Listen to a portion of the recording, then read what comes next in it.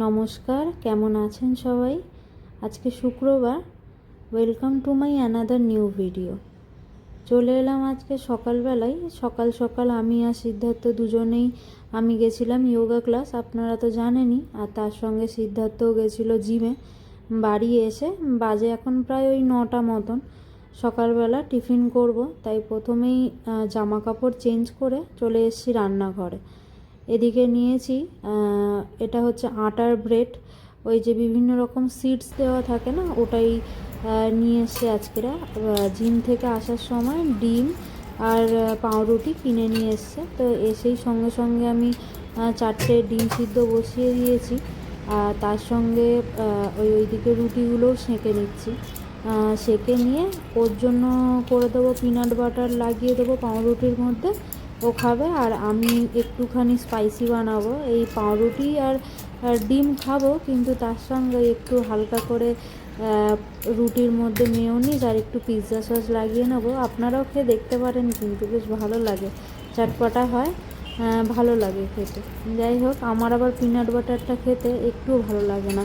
আমার অ্যাকচুয়ালি বাদামের কোনো জিনিসই ভালো লাগে না। বাদামের গন্ধটা আমি একদমই সহ্য করতে পারি না, বা বাদামের টেস্টটা। এমনি নর্মালি কাজু বাদাম যদি এমনি আস্ত কাজু বাদাম থাকে তখন সেটা হয়তো চিবিয়ে খাবো, কিন্তু এই ধরনের জিনিস আমার একদমই ভালো লাগে না। বা বাদামের কোনো কেক বা অনেক কিছুই হয় বাদামের জিনিস। যাই হোক, তো ওর জন্য প্রথমে তিনটে রেডি করে নিয়েছি, মানে একটার মধ্যে লাগিয়ে উপরে আবার একটাকে দিয়ে এরমভাবে ওর জন্য 3টে করেছি, আর আমার জন্য 2টো। আমার এই যে দুটোর মধ্যেই অল্প অল্প করে মেয়োনিজ দিয়েছি। আর এই যে পিৎজা পাস্তা যে এই সসটা এনেছি, এই যে চাটনিটা, এটা না বেশ ভালো, চটপটা টাইপের, আর খুব সুন্দর। অরিগ্যানো, চিলি ফ্লেক্স সব কিছু মিশানো রয়েছে। আর দুটোকে ভালো করে মেল্ট করে নিলাম, বেশ অন্যরকম ফ্লেভার আসে। জানেন, আপনারা এরমভাবে করে খেতে পারেন। যদি একটু আমার মতন এরকম চটপটা খেতে পছন্দ করেন, তাহলে এরম খেতে ভালো লাগবে। তারপরে অন্যদিন আমি কি করি, ডিমটাকে গ্রেট করে দিই। আজকে আর ডিম গ্রেট করে দিতে ইচ্ছা হচ্ছিল না, তাই এমনি সিদ্ধ ডিমকে 3টে টুকরো করে ওর উপরেই দিয়ে দিয়েছি। এইগুলো সব দেশি মুরগির ডিম। আগে ব্রয়লার খেতাম, তারপরে সিদ্ধার্থর ব্রয়লার খাওয়া বারণ আছে ওর কিছু প্রবলেমের জন্য, যার জন্য ভাবলাম তাহলে বাড়িতে এখন এই দেশি মুরগির ডিমই নিয়ে আসা। তো জিমের জন্যও খায়, তাই ওকে 2টো ডিম সিদ্ধ করে দিয়েছি। চলে এসেছে আমাদের টিফিন, ও বসে গেছে অফিস করছে, আর আমি এদিকে সকালের টিফিন কমপ্লিট করে বসে পড়েছি। একেবারে খাওয়া দাওয়া শেষ করেই আজকের ঝটপট চলে যাব রান্নাঘরে, কারণ বেশি রান্না হবে না, এই মাংসর ঝোল করব আর একটু মূলো ভাজা করব। তাড়াতাড়ি রান্না করে আজকে একটু যাব চেয়ার টেবিলের দোকানে, একটু চেয়ার টেবিল দেখতে।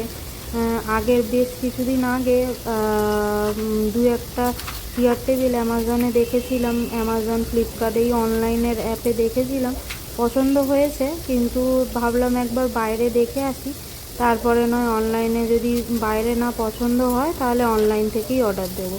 তাই তাড়াতাড়িও করছি। আর তার সঙ্গে বিকেলবেলা মোটামুটি ভিডিও আপলোডের পর তারপরে সিদ্ধার্থর অফিস কমপ্লিট হলে বেরোবো দুজনেই একসাথে। যাই হোক, ওদিকে তো ভাত বসিয়েছি, আর এদিকে আলুটা ভাজতে দিয়েছি। দুবেলার তরকারিটাই করে নিচ্ছি, রাতে রুটি হবে, ওটাও মাংস দিয়েই খাওয়া হয়ে যাবে। আর দুপুরের জন্য তো রয়েছেই, তাই জন্য দুবেলার যেহেতু করছি চিকেনটা, আলুটা একটু বেশি করে দিয়েছি। রুটির সঙ্গে আবার আমার একটু ঝোল আলুটা বেশিই লাগে, ভাতের সঙ্গে অল্প হলেও চলে, কিন্তু রুটির সঙ্গে আবার বেশি লাগে।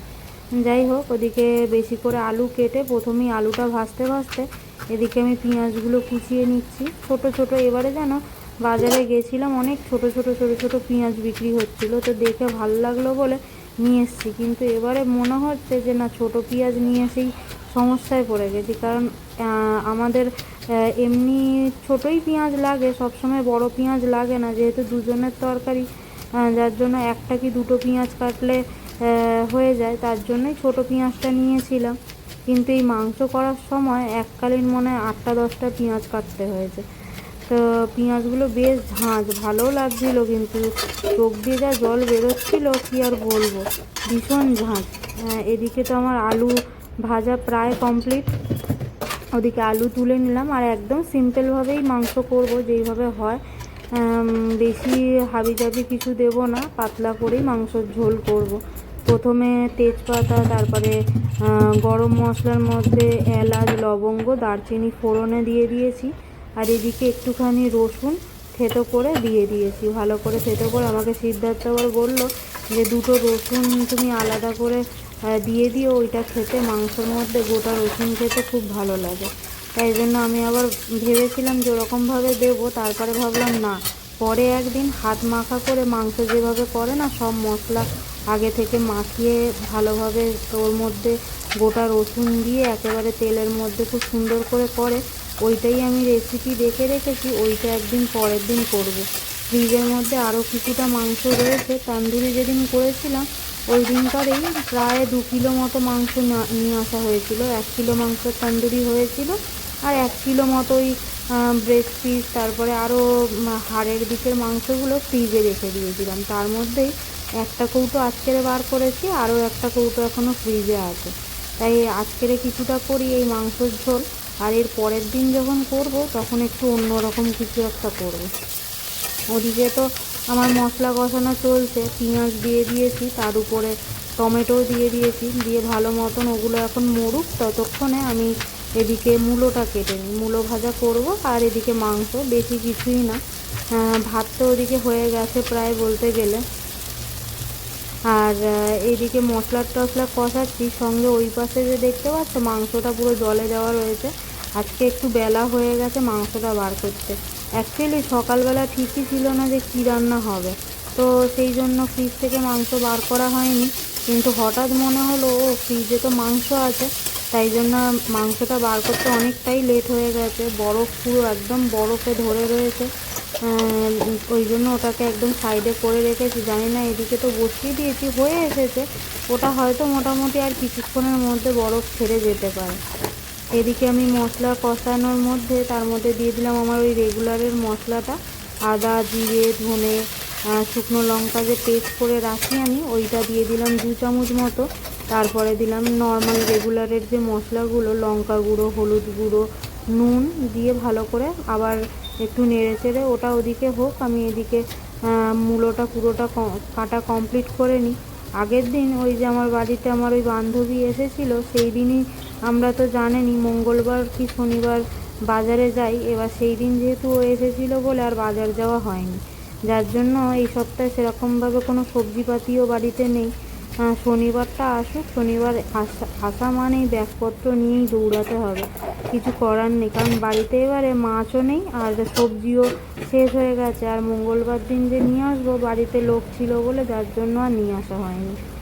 ওদিকে ভাতের ফ্যানটা ফেলছি, ভাবছি এদিকে মাংসটা বসিয়ে দিয়ে চলে যাব স্নানে, কারণ বেজে গেছে অনেকটাই, প্রায় 12টা 12:30 মতন বাজে। ভাবছি আজকের মাংস রান্না করছি বলে, এই মাছ রান্না করলে না, আগে যেহেতু চান করে নিলে গায়ের মধ্যে একটা আঁচটানি গন্ধ হয়, যার জন্য আমি এই রান্নাটা করে নিয়ে তারপরে আমি স্নানটা করি। নইলে অন্যান্য দিন মোটামুটি যোগা করে এসেই তারপরে স্নানটা কমপ্লিট করে নিই। এদিকে মূলোটা কাটা কমপ্লিট হয়ে গেছে, ওটাকে এবার ধুতে বসাবো। মাংসগুলো না, যেহেতু তান্দুরির সাইজে দোকান থেকে কাটিয়ে নিয়ে এসেছিলাম, ওই হাড়ের পিসগুলো সেইগুলোকে ছোট ছোট করে দিতে বলেছিলাম, কিন্তু সলিড যে মাংসের পিসগুলো সেটা আর ওনাদের থেকে ছোট করিয়ে নিয়ে আসা হয়নি। অনেকটা বড় বড় পিস ছিল যেহেতু তান্দুরির পিস, ওটাই আমি বাড়িতে এখন ছোট ছোট করে কেটে নিচ্ছি। ভালো করে কেটে নিলাম, আর দেখলাম যে না, বরফটা একদমই ছেড়ে গেছে। তাই এমনিতে তো আগের দিন আমি ধুয়েই রেখেছিলাম, তাও আজকে আরও 2-1 বার করে ধুয়ে নিলাম। ধুয়ে এই যে মাংস প্রথমে দিয়ে দিলাম, এটাকে হালকা করে কষিয়ে, তারপরে আলু যেহেতু আগে দিয়েই ভেজে রেখেছি, তাই আলু দিয়ে তারপরে জল দিয়ে তারপরে আমি যাব স্নানে। মাঝখানে অল্প একটু দই দিলাম। আমি কিন্তু মুরগির মাংস যখনই রান্না করি আগে থেকে দই আর নুন দিয়ে ম্যারিনেটটা করে রাখি। জানি না, মা থেকেই শিখেছি এটা। মা বলে দই আর নুন দিয়ে ম্যারিনেট করে রাখলে মাংসর মধ্যে খুব ভালোভাবে নুনটা ঢুকে যায়, টেস্ট ভালো লাগে। আর আমিও যতদিন থেকে রান্না করছি ওইভাবে ম্যারিনেট করে রাখলে বেশ ভালোই হয় দেখেছি। তো আমি তো এদিকে মাংস ওদিকে কষানো চলছে, এদিকে পাশের উনুনটা যেহেতু ফাঁকা হয়ে গেল, আমি তাই ভাবলাম ভাতটাকে নামিয়ে এদিকে তাহলে মূলো ভাজাটা বসিয়ে দিই। প্রথমে সর্ষের তেলে মূলোটা দিয়ে নুন হলুদ দিয়ে নর্মাল করেই ভাজছি। ওদিকে সিদ্ধার্থ অফিস থেকে মাঝখানে উঠে এসে এদিকে লেবু ছাড়াচ্ছে আর নিজে একটা করে খাচ্ছে, আমাকে একটা করে খাইয়ে দিচ্ছে। তারপরে এইদিকে একটু ভালো করে নাড়িয়ে কষিয়ে নিচ্ছি। কষানোর পর জল ঢেলে দিয়েই তারপরেই যাবো আমি স্নানে। তোমরা কারা কারা কোথা থেকে ভিডিওটা দেখো অবশ্যই আমাকে কমেন্ট করে জানিও কিন্তু। আর অনেকেই আমাকে খুব সুন্দর সুন্দর কমেন্ট করো, সেগুলো আমি দেখি, রিপ্লাইও দিই। বেশ ভালো লাগে আমার কমেন্টগুলো। তোমরা এইভাবে আমাকে কমেন্ট করো, আর যার কমেন্টটা আমার খুব ভালো লাগবে তার কমেন্টটা আমি এই ভিডিওর মধ্যে অবশ্যই নামও নেব, তার সঙ্গে বলবো যে উনি কী কমেন্ট করেছে। আগের দিন একজন খুব সুন্দর কমেন্ট করেছিলেন। যাচ্ছি এখন স্নান টান কমপ্লিট করে। এইবার তো ওদিকে তরকারি দেখলাম প্রায় হয়ে এসেছে। এদিকে সিদ্ধার্থ অফিস করছে, আমি ভাত টাত বাড়ি বেড়ে তারপরে খেতে বসবো। বাজে এখন প্রায় 1:30 থেকে 2 মতন। আজকের ভিডিওটা এই পর্যন্ত। যদি ভিডিওটা ভালো লেগে থাকে অবশ্যই একটা লাইক করো, আর এই রকম ধরনের আমার ভিডিও দেখতে পছন্দ হলে অবশ্যই চ্যানেলটা সাবস্ক্রাইব করো। দেখা হবে নতুন আবার কোনো ভিডিওতে, ততক্ষণের জন্য তোমরা পুরো ভিডিওটা দেখো। আর আগের প্রচুর আমি রাজস্থানের ভিডিও ছেড়েছি, সেইগুলো অবশ্যই তোমরা দেখে আসার অনুরোধ রইল। আজকের জন্য আসি, দেখা হবে পরের দিন নতুন আবার কোনো একটা ভিডিওর সঙ্গে।